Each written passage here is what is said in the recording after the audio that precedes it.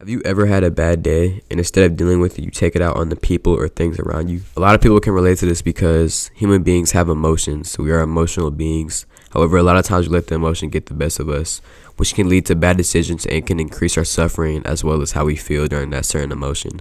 In this video, I will show you how to control your emotions and how to be more stoic. One of the reasons I'm making this video is because my sister came home from school crying the other day, and it really had me thinking to myself, firstly, people need to raise their kids better, but it really had me thinking about how you can deal with your emotions and how to be stoic, like that. Obviously, I'm not saying a 9-year-old should have to be stoic. As someone of a grown age, or like 16-year-old or 15-year-old, or someone who could take accountability, it definitely is something you need to adopt.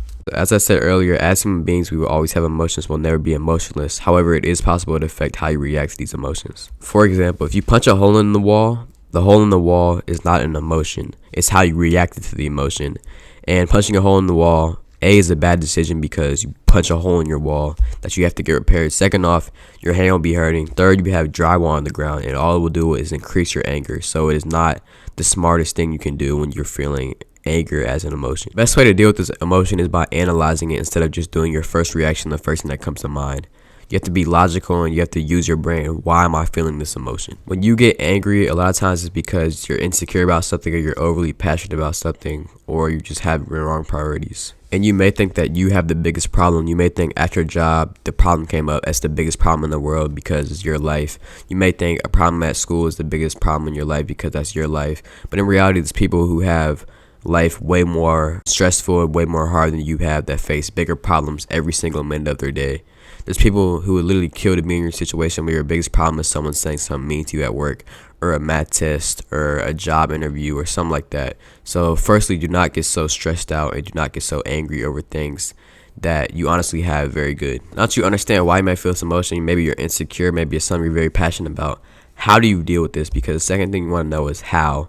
And I would often say the best thing to do is just stay calm and just always be the bigger person. If you ever seen like street interviews, you've seen like Andrew Tate or Steven Crowder, whenever they debate people, it's not necessarily that they're master debaters, but the people that they debate always get overly emotional.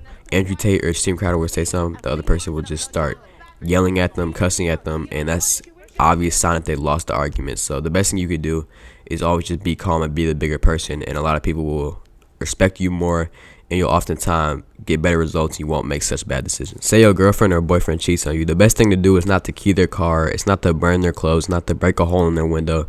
The best thing to do is just cut them off and just be the bigger person in that scenario. And overall, once again, I'll say you want to feel emotions. If you don't feel emotions, there's probably something wrong with you. Maybe a psychopath. You're always going to feel emotions, but it's better to understand them and don't let them control you, because a lot of times the way that we react to the emotions are not the best way we should be reacting to these emotions. Even crying is not an emotion. We just react to sadness by crying, and all crying does is just increase how we feel, and it just makes us feel more sad. A lot of times while we're sad, we just make bad decisions, or while we're angry, we make bad decisions. And the best thing to do is just to be calm, be the bigger person, and to go on with our lives. The final way to understand and better control your emotions is by doing mindfulness meditation. Mindfulness meditation will keep more awareness and bring more awareness to your mind. And it'll help you overall be more analytic with your emotions, and it'll help you better control them and to better understand them, and you'll just be less reactive, and you'll be able to take a step back and think, why am I feeling this way, or how should I react? I would highly recommend meditation for anybody, anywhere, anything. It's just such a smart thing, and it just helps you in life so much. If you want to do more research, I would recommend looking up Stoicism. It is a philosophy. It's something that I had already been doing subconsciously before my research, just because I've been a strong-minded person. And if what I'm saying right now just goes in one ear and goes out the other, that's completely fine. As long as I can help one person with this video, that is perfect. That's all I'm trying to do, is just make a positive impact with my YouTube channel and with this video. So if you're watching this video, have a good life and peace out.